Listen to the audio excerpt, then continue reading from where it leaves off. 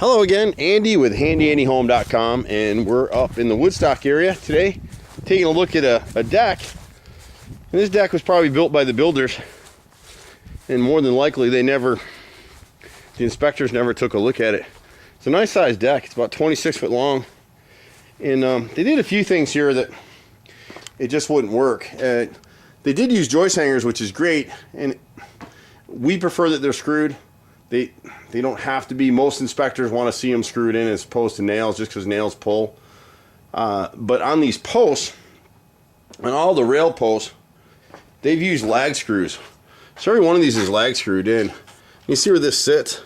So it's screwed through the riser, and then all the balusters were nailed, and they were air nailed in. So most of these things are real loose. They all need to be individually screwed, and a homeowner could probably do that themselves.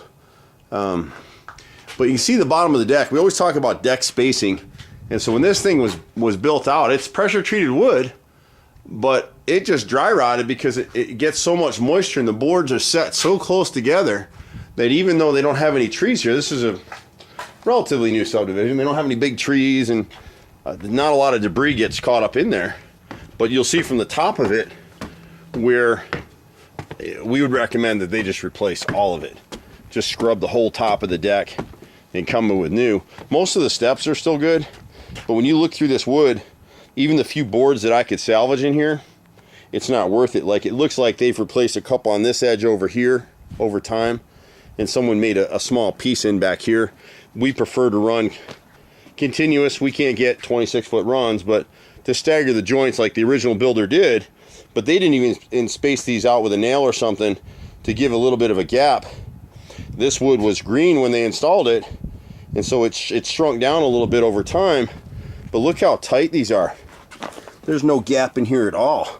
So they literally, whoever built this deck, when they built it, they just slapped these boards side to side to side all the way through, and they didn't really shrink that much. They really didn't shrink that much. So she's got a few boards she could save in here. It's not worth it. When we do decks, we're a little more expensive than the average guy. You can see in this deck, which helped it dry rot, see how they air nailed it through? See how the nails are sunken down in there? We pilot hole each nail, and we don't use a nail, rather. We pilot drill it, and we use screws. It's the right way to do it. While we're here, the frame on this back door is rotted left and right side, so we can repair that for them. And then we would add a deck strip along this edge, a pressure treated deck flashing strip through here and in this corner to keep the water from getting in. And then every one of these bolts right here, you can see how loose this railing is. It's because they got lag screws in here instead of bolts. So we'd swap those out for bolts. We'd replace this post right here because it's split. We'd replace this corner post right here because it's split so badly. And we'd replace this post right here. The rest of them are pretty good shape. We'd have to replace just a few of the balusters. Most of them are nice and straight. Putting her something new here wouldn't do any good. And there's about 5 or 6 of these stair treads that we would replace, and that would be it. And then add screws in. There's a few of these, like where the balusters are warped, like right here on this little landing. We'd go ahead and replace that. They'd have to let this new wood cure out, and then they could stain it or we could stain it. Doesn't really matter. The 6x6 posts are great. They have turned a little bit. They should have been plated and screwed at the tops, but even though they're split, they're still in decent enough shape that they're holding the weight of this deck. I wouldn't want to see them go the expense of replacing all that. But we would have one of these pieces right here. I think it's this one right here.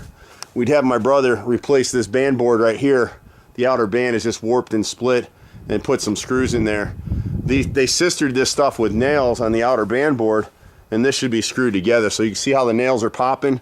We would just screw those things back together. So pretty simple, straightforward project. If it had been built right the first time, they wouldn't need to call us right now. Just keep up on your decks. Pressure wash them, stain them every other year. A lot of my customers rotate back and forth. They'll do the railings one year, they'll do the decking the next year. I'm Andy, Handy Andy. We pretty much do everything. 770-912-2829. See you at the next house. Bye for now.